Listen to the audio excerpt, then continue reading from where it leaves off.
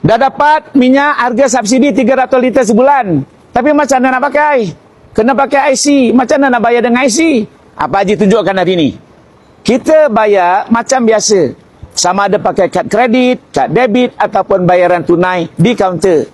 Cuma kali ini kita cocok dulu IC ke dalam mesin kad kredit. Kemudian apabila disahkan bahawa kita layak untuk harga subsidi, barulah kita masukkan kad debit ataupun kad kredit kita dan bayar macam biasa. Kalau di kaunter nak bayar cash pun sama. Tunjukkan IC, masuk dalam mesin, berapa kelayakan untuk bulan itu.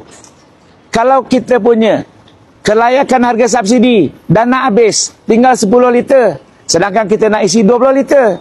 Macam mana harganya pula? Sistem akan automatik. 10 liter baki subsidi yang ada itu dengan harga subsidi yang 10 liter lagi harga pasaran biasa. Mudah kan?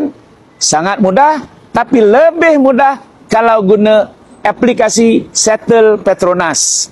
Sebab aplikasi Settle Petronas tak perlu keluarkan IC. Semua maklumat anda dah ada dalam tu. Dan kepada mereka yang baru mendaftar Settle, Petronas bagi lagi RM5 tunai dalam akaun Settle anda.